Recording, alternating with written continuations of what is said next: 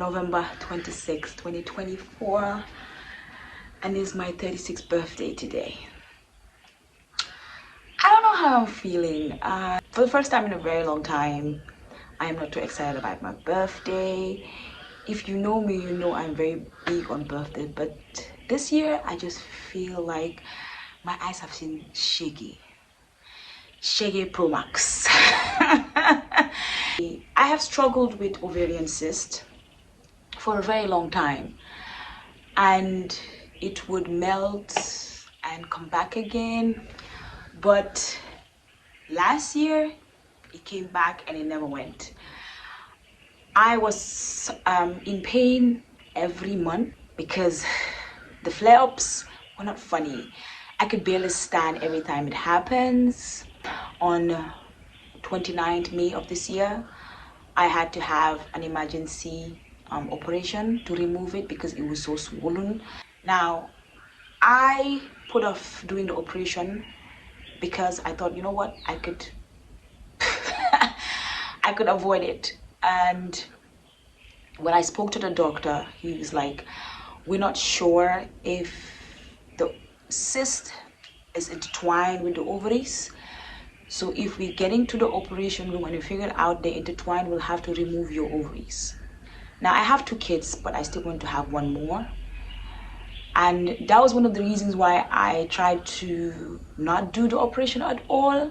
On this particular day, I woke up with a sharp pain as usual. I drank my medication, which is really painkillers, but every time I drank the painkiller, I would throw up. So around 6 o'clock, I thought I was better because I got up and actually made breakfast for the kids. I also went to work. I drove to work actually. But when I got to work, the pain was intense. I kept throwing up. I couldn't even literally stand up properly. And by 12 o'clock, I was like, you know what, I need to go home. So when I drove to the turntable, the roundabout at the GNPC petrol station, I had to park and throw up because the pain was intense. And from there, I drove all the way to Kirseling Junction. That's when I had to stop again and call my husband. I was like, babe, I'm in so much pain. I don't think I could drive.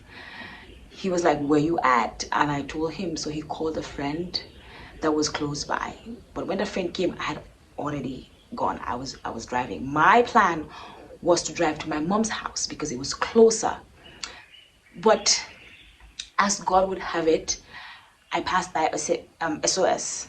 And I know somebody there. She has been a very big help with all of the journey of my ovarian cyst and all of that. So I got there, and when she saw me, she was on the phone. She thought, Lillian, don't come again. And I was on the bed. I was like, Nadia, I can't. I need to have painkiller. So they gave me a very strong painkiller. The funny part is, after 5-10 minutes, the pain came back. And she was like, this is very weird. So when the doctor came, because when I got there, my doctor was not there. So when he came, he gave me, he actually wrote the same medication the previous doctor wrote. And my friend was like, but I gave her this medication. He was like, are you sure? Because usually when they give you that kind of painkillers, it is supposed to stop the pain. He was like, you know what, let me scan you. I couldn't walk. I had to be wheeled to his office. My sister wheeled me. When he scanned me, he realized the cyst was swollen, like literally swollen. So he was like, you need to have an emergency surgery. Now, the way he said it, I did not take it seriously because he said it in a very calm manner. Apparently, he's a doctor, so that's the only way he can say it. The nurse that was with me at that time, because my friend had left, was like, do you want to call somebody? I said, you know what, I need to go home because my kids pack and all of those. I was planning this thing, and the nurse was looking at me like, are you okay? But she didn't want to say anything, so she called my friend nurse. And that one called me, Lillian, and do you know well? Doctor say you forget emergency surgery. You never say, I never go to us, and they go back. You crazy? You know what in an emergency surgery? I said, but Nadia, I don't plan this year. She said, I say, if you say you didn't one of that hospital, you go for a sign on the taking say you left against your doctor's opinion. I was like, this is serious. So And she called my husband. She explained to my husband, this is what's happening. My husband called me. I called my boss. I remember calling my boss. I was like, and I kept crying. And she was shocked. I was like, they said I'm supposed to have an emergency surgery. She's like, are you sure? Do you like need a second opinion or something? Have you spoken to your husband? Blah, blah, blah. Yeah. It's just God. Like on a regular, I would never have walked into that hospital and have a surgery. So I told my husband came actually, I said, bring my kids. I want to see my kids. I'm not sure if I'm going to see them again. You understand? I was preparing for the worst. I was like, you know what? I'm going to see my kids. They called my mom. Actually, we didn't get to speak to my mom because she was at church. So I called my aunt in the UK. I was like, this is what's happening. My sister called her actually because I was in so much pain. I could barely talk. So she called my aunt, she called my brother and she explained to him this is what's happening. And my boss, I called her again, and her husband, I was like, this is what's happening. I'm going to get this surgery. I was fortunate enough because the people that I was with, the anesthesian, the nurse, they were people that I know personally. They were very nice and they explained, especially the anesthesian, she explained to me what's going to happen. She said, I'm going to give you an injection on your spine. Please do not move. She explained everything. And then the cannula, I think she said, you know what? It's very uncomfortable. Why don't I give you the injection first so that you will not feel it when it's been inserted? So when I went to the surgery, I was not asleep. They just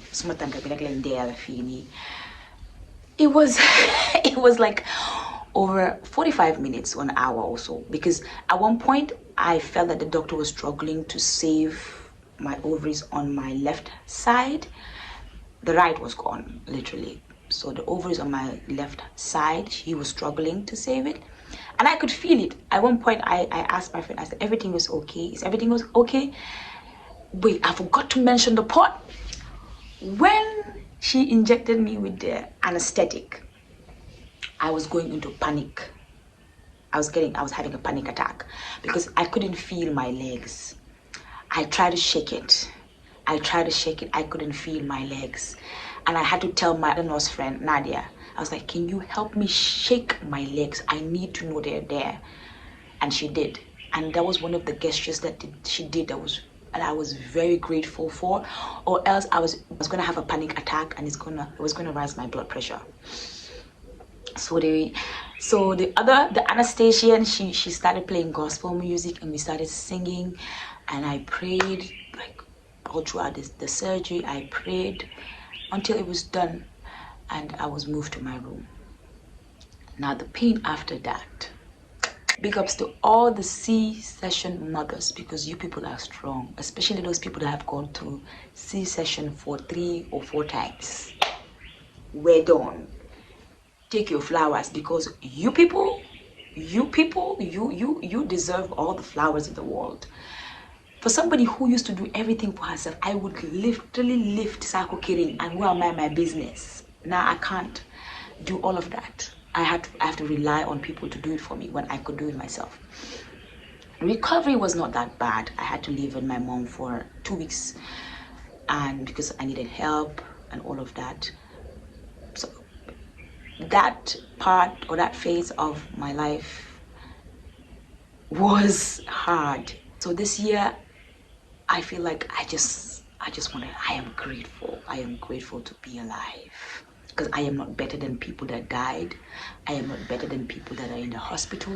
I am not better than people that are in the prison. I am home, well, alive with my kids. I have a lot of things to be grateful for. I'm gonna get ready. I have work. I don't usually do makeup. No, it's not my kind of thing. But today, I am going to glam. Today, I am going to look beautiful. Very solo makeup. I need to go to the bank and then head to the office.